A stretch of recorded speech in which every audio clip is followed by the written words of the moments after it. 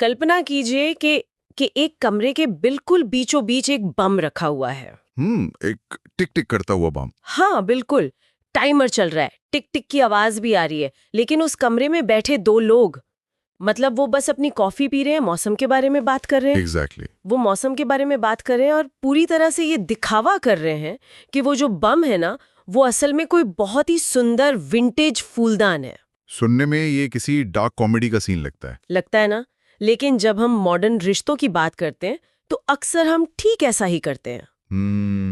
ये बहुत ही सटीक उपमा है। तो आज की हमारी इस डीप डाइव में हम इसी चीज को डिकोड करने वाले हैं। हमारे सामने जो आज का सोर्स मटेरियल है, the things we don't say का पार्ट 7, जो कि बहुत ही एक गहरी कहानी है। बहुत गहरी। ये कहानी हमें बताती है कि कैसे एक रिश्ता, मतलब किसी बड़े ड्रामे, चीख पुकार या उड़ते हुए बर्तनों से खत्म नहीं होता। बिल्कुल नहीं, वो अक्सर उस खामोशी से खत्म होता है जिसे दोनों ने मिलकर चुना है। राइट। तो चलिए इसे थोड़ा विस्तार से समझते हैं। आज का हमारा मिशन है रिया और कबीर की इस कहानी के जरिए उस मनोवैज्ञानिक दीवार को समझना जो अनकहे शब्दों के ईंटों से बनती है। और यहाँ जो बात सबसे अधिक ध्यान खींचती है वो ये है कि ये कहानी सिर्फ दो लोगों के ब्रेकअप का कोई ड्रामा नहीं है। हाँ, ये उससे कहीं ज्यादा है। मैं कहूँगा कि ये इंसानी मनोविज्ञान और खासकर हमारे डिफेंस मैकेनिज्म का एक बहुत ही क्लिनिकल और सटीक चित्रण है। Defence mechanism. हाँ, ये हमें दिखाती है कि कैसे शब्दों की अनुपस्थिति, यानी जो बात नहीं कही गई, वो हवा में घुलने के बजाय एक बहुत ही भारी और ठोस आकार ले लेती है, एक दीवार की तरह। एग्जैक्टली शुरुआत की वो शुरुआती लाइन ही पूरे विश्लेषण की नींव रखती है। प्यार में कुछ बातें कही जाती हैं और कुछ नहीं, और जो बातें हम नहीं कहते वही सबसे ज्यादा मायने रखती हैं। उफ, ये लाइन, मतलब ये सिर्फ एक काव्यात्मक पंक्ति नहीं है। नहीं, ये ह्यूमन बिहेवियर का एक बहुत ही कड़वा सच है। बिल्कुल। और डिजिटल एज में, मतलब आजकल के समय में, ये सच सबसे पहले कहाँ दिखाई देता है? हमारी फोन की स्क्रीन पर। हाँ, कीबोर्ड के बैकस्पेस बटन पर। कहानी की शुरुआत में ही हम देखते हैं कि रिया अपने फोन पर टाइप कर रही है। वो लिखती है आई मिस यू, और फिर बैकस्पेस दबाकर डिलीट कर देती है। वो पूछना चाहती है, do you still feel the same? फिर से डिलीट, अरे वी ओके? डिलीट। मतलब इन सारे सच्चे कच्चे और अनफिल्टर्ड इमोशंस को मिटाने के बाद वो फाइनली क्या भेजती है? एक बहुत ही सुरक्षित मैसेज। हाँ, वो लिखती है hope your day was good. एक बेहद ही फॉर्मल सा मैसेज। और दूसरी तरफ कबीर का जवाब भी देखिए, वो भी बिल्कुल एक कॉर्पोरेट ईमेल जैसा आता है। एग्जैक्टली। वो लिखता है या बिजी यू। वो या बिजी यू अपने आप में एक पूरी कहानी कहता है। लेकिन यहाँ मैं थोड़ा रुकना चाहूंगी। मतलब क्या ये तथाकथित सेफ बातचीत करना सच में इतना बड़ा खतरा है? आप ऐसा क्यों सोचती हैं? क्योंकि अक्सर लोग कहते हैं कि जब रिश्ते में तनाव हो तो थोड़ा स्पेस देना चाहिए, थोड़ा न्यूट्रल रहना चाहिए, ताकि बेवजह की बहस ना हो। एक लॉजिकल अप्रोच। राइट? तो क्या रिया और कबीर सिर्फ मैच्योर होने की कोशिश नहीं कर रहे हैं? इसे इतना खतरनाक क्यों कहा गया है कहानी में? ये बहुत ही जायज सवाल है।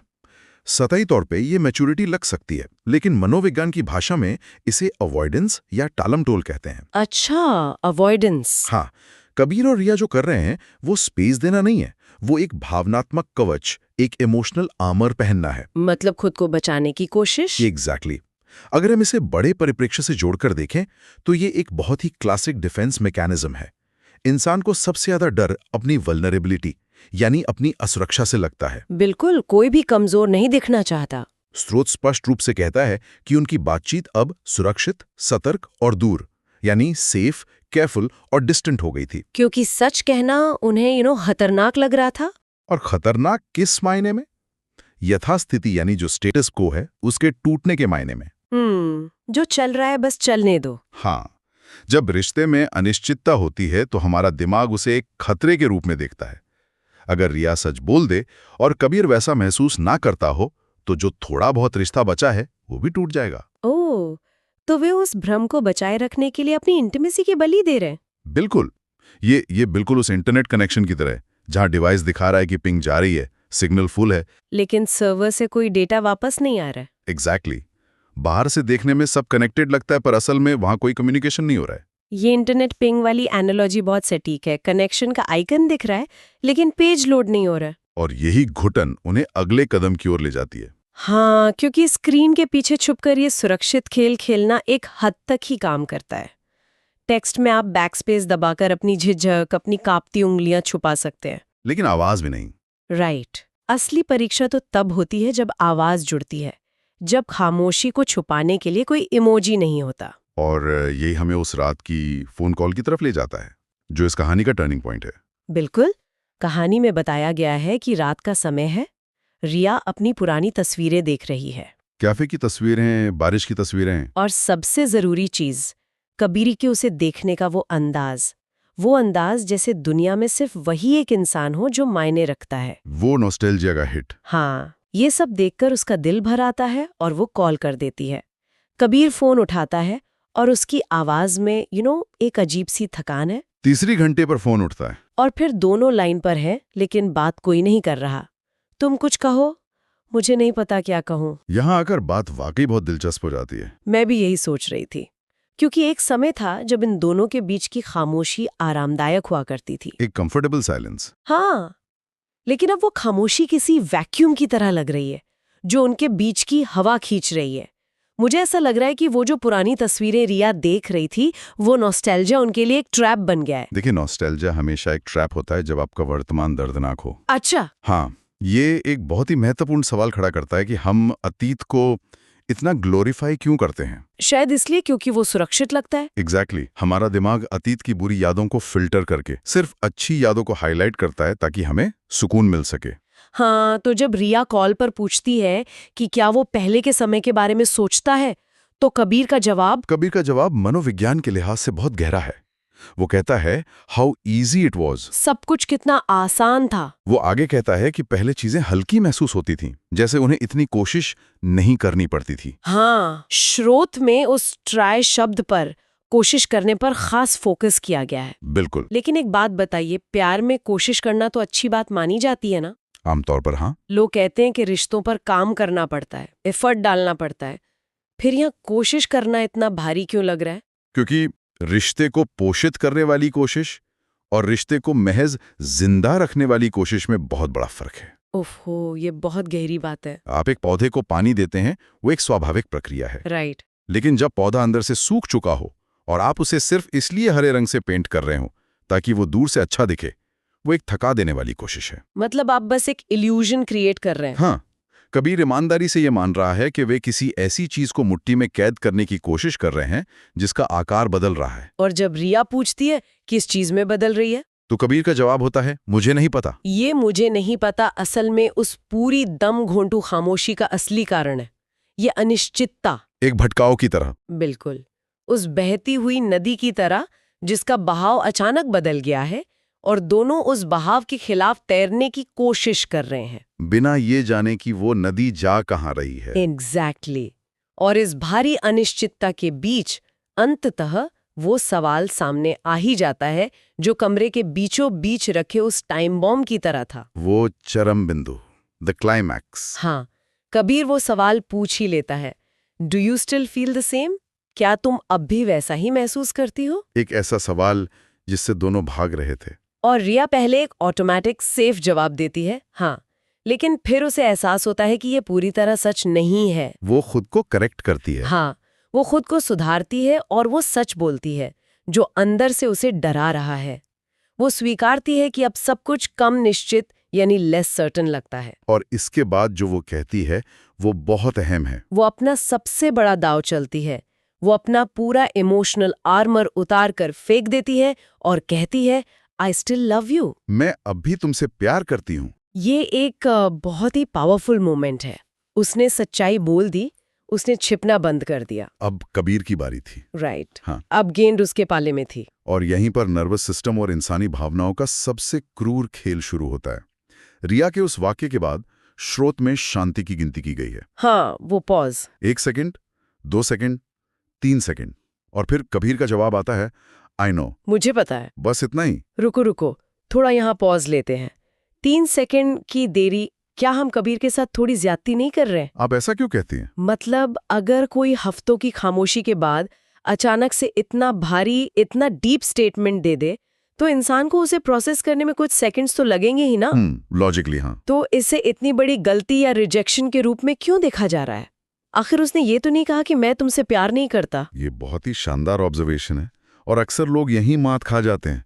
लॉजिकली सोचे तो 3 सेकंड कुछ भी नहीं है। बिल्कुल। लेकिन जब इंसान पूरी तरह से वल्नरेबल होता है, जब उसका भावनात्मक कवच उतरा हुआ होता है, तब हमारा दिमाग लॉजिक पर काम नहीं करता। तो वो किस चीज पर काम करता है? वो सर्वाइवल मोड पर काम करता है। मनोविज्ञान में इसे इमोशनल अट्यूनमेंट कहते हैं। इमोशनल अट्यूनमेंट, अच्छा। जब रिया ने कहा आई स्टिल लव यू, तो उसके दिमाग का वो हिस्सा एक्टिवेट हो गया जो खतरे को भांपता है, जिसे हम अमिगडाला कहते हैं। ओके। उस अवस्था में उसे कबीर से उसी सेकंड बिना किसी देरी के एक सुरक्षा का संकेत, एक सेफ्टी क्यू चाहिए था। अच्छा, तो मतलब वो जो 3 सेकंड की खामोशी थी, वो दिमाग के लिए एक खतरे का सिग्नल बन गई। बिल्कुल।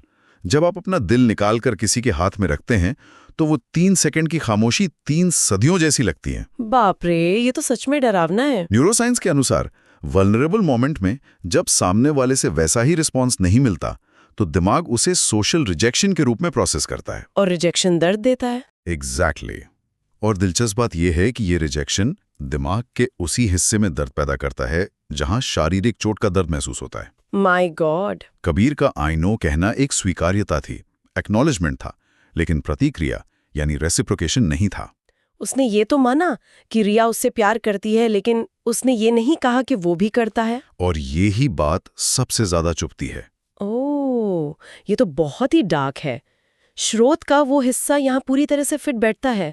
Sometimes it's not what you से, इट्स व्हेन यू से इट। कभी कभी ये मायने नहीं रखता कि आप क्या कहते हैं, बल्कि ये मायने रखता है कि आप कब कहते हैं। एकदम सही। टाइमिंग ही सब कुछ है। कबीर को जैसे ही अपनी गलती का एहसास होता है, वो हड़बड़ा कर बात संभालने की कोशिश करता है। हाँ, वो कहता है मेरा मतलब है मैं भी करता हूँ, मैं बस। लेकिन तब तक डैमेज हो चुका था। वो कनेक्शन जो एक पल के लिए बनने वाला था, वो टूट गया। इसे आप ऐसे समझ सकते हैं जैसे कोई जमी हुई झील पर चल रहा हो। एक गलत कदम, बर्फ में दरार की आवाज आई, और अब आप जानते हैं कि अगली बार पैर रखा तो आप सीधे ठंडे पानी में होंगे। जमी हुई झील वाली बात बिल्कुल सटीक है। उस 3 सेकंड की देरी और उस एक आई नो ने उस बर्फ को चटका दिया था। और इसके बाद कोई बड़ा धमाका नहीं हुआ, कोई चीख पुकार नहीं मची। बस एक ठंडी, सुन कर देने वाली दूरी छा गई। और ये हमें उस परिणाम की तरफ ले जाता है जो कहानी का अंतिम हिस्सा है। उस कॉल के बाद उनके बीच बात और कम हो गई। हाँ, वे बात करने से कतराने लगे। इसलिए नहीं कि उन्हें परवाह नहीं थी, बल्कि इसलिए क्योंकि अब हर बातचीत में डर हावी हो गया था।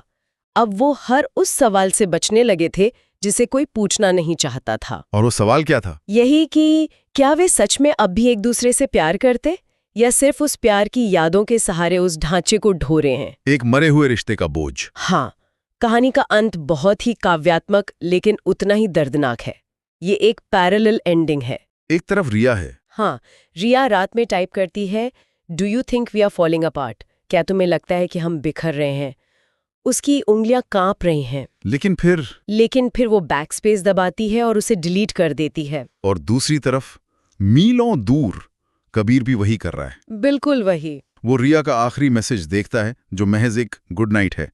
वो टाइप करता है आई मिस यू। और फिर वो रुकता है और उसे भी डिलीट करके सिर्फ गुड नाइट सेंड कर देता है। ये सच में दिल तोड़ने वाला है। दोनों मीलों दूर बैठकर बिल्कुल एक जैसी भावनात्मक उथल-पुथल से गुजर रहे हैं। दोनों जुड़ना चाहते हैं। हाँ, जुड़ना चाहते हैं, लेकिन खुद को टूटने से बचाने की इतनी भारी कोशिश कर रहे हैं कि वे अपने ही हाथों से उस चीज का गला घोंट रहे हैं जिसे वे बचाना चाहते थे। और यही इस कहानी की सबसे बड़ी ट्रेजेडी है। इस पूरी कहानी को अगर हम आम इंसानी जिंदगी से जोड़ें तो हम देखेंगे कि ये सिर्फ रिया और कबीर की बात नहीं है, ये हम सबकी कहानी है। हम खुद को सुरक्षित रखने के लिए कितना कुछ कुर्बान कर देते हैं। हम ये मान लेते हैं कि झगड़ा ना होना, शांति होना एक अच्छे रिश्ते की निशानी है, लेकिन हमने आज देखा कि मौन हमेशा शांति का प्रतीक नहीं होता। कभी कभी मौन सिर्फ एक चेतावनी होता है कि कुछ बहुत अहम अंदर ही अंदर खत्म हो रहा है। राइट। रिश्ते में शांति और खामोशी के बीच का फर्क समझना बहुत जरूरी है। शांति वो है जहां दो लोग बिना कुछ कहे भी एक दूसरे के साथ पूरी तरह से जुड़े हुए महसूस करते हैं। और खामोशी? खामोशी वो है जहां बहुत कुछ कहना बाकी है, शब्द गले तक आ रहे हैं, लेकिन रिजेक्शन के डर से या चीजें बिगड़ने के डर से आप अपने होंठ सील लेते हैं। और यही चुनी हुई आर्टिफिशियल खामोशी किसी भी रिश्ते का सबसे साइलेंट किलर होती है। एग्जैक्टली। कबीर और रिया का रिश्ता किसी तीसरे इंसान या किसी बड़े धोखे की वजह से नहीं मरा। वो उन मैसेजेस की वजह से मरा जो कभी सेंड नहीं किए गए। बिल्कुल। तो आज की इस चर्चा को अगर हम समेटें तो हमने डिजिटल स्क्रीन के पीछे पहने जाने वाले उस इमोशनल आर्मर को समझा। हमने ये भी देखा कि कैसे कोशिश करना हमेशा पॉजिटिव नहीं होता है। हाँ, और कैसे महज 3 सेकंड की देरी दिमाग को सर्वाइवल मोड में डाल सकती है। आई नो जैसा एक साधारण सा वाक्य कैसे किसी रिश्ते के लिए ताबूत की आखिरी कील साबित हो सकता है। एक दूसरे से हर छोटी बड़ी बात शेयर करने वाले दो लोग कैसे एक दूसरे से ही अपने असली जज्बात छिपाकर हमेशा के लिए एक ऐसी खामोशी में दफन हो गए जहां सिर्फ गुड नाइट और hope your day was good जैसे रोबोटिक शब्द बचे थे। इस पूरे कहानी को डिकोड करने के बाद स्रोत सामग्री से परे जाकर सोचने के लिए मेरे मन में एक बहुत ही गहरा सवाल आ रहा है। वो क्या?